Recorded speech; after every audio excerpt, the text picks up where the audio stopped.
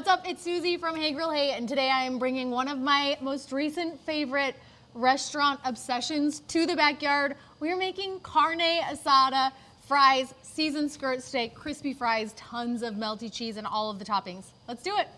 We're kicking things off with a little bit of prep. I've got my oven preheated to about 400, 450 degrees. I'm doing freezer fries today, save myself a little bit of a step.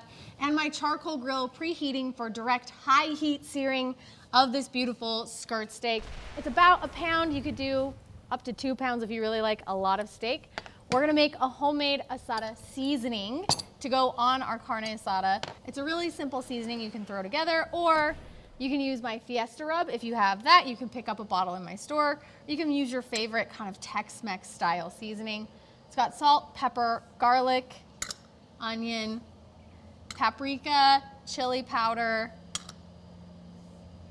a little bit of cumin, some Mexican oregano, and a little bit of cayenne pepper for some heat. It's always fun to kind of make your own seasonings like this. You get to customize it. Whatever you don't use, you can save, put it in a jar, use it as a base for a carne asada marinade if you want to do something a little more overnight. It's great on fajitas, tacos, you name it. It's a really well-balanced seasoning with just the right amount of heat. So we're gonna hit this skirt steak on both sides with that asada seasoning, and then we'll be ready to go to the grill. I've got my fries in the oven. They're starting to crisp up and turn golden brown, and our steak is ready to go onto the grill. This usually takes 4 to 5 minutes per side. I want this to come off the grill at as close to medium rare as I can get it, between 125 and 135.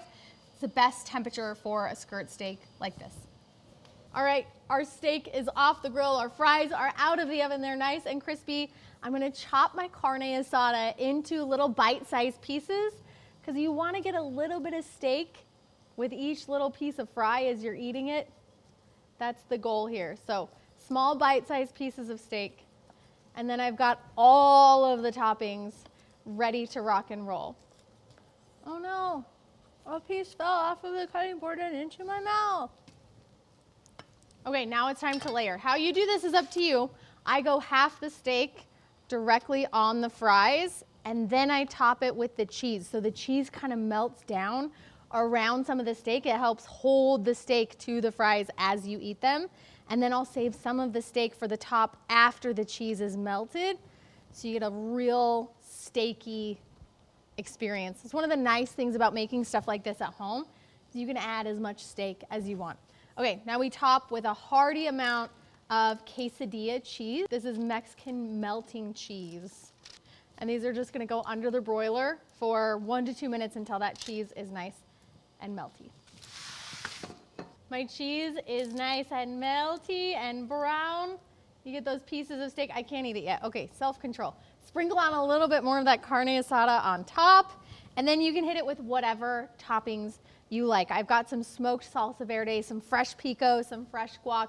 I like to have some lime wedges on the side as well, and a little bit of sour cream. Whatever toppings your family loves will be delicious on these carne asada fries.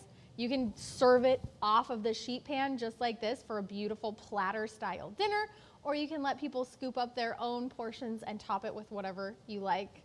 I really do love a homemade version of a restaurant classic. And part of that is you can customize it with all the flavors you and your family love the most. You can put on as many toppings as you want with whatever flavors you like. Now for me, I'm eating these straight off of the sheet pan. Those are indulgent and messy and delicious. That is a perfect weeknight dinner, game day food, family snack, whatever you want, however you want to eat it. These carne asada fries are next level. I hope you give them a try. If you love them, leave a review on the website and let me know, or snap a photo, post it to social media, and tag me at Hey Grill Hey so I can see it and cheer you on your journey to becoming a backyard barbecue hero. See you next time.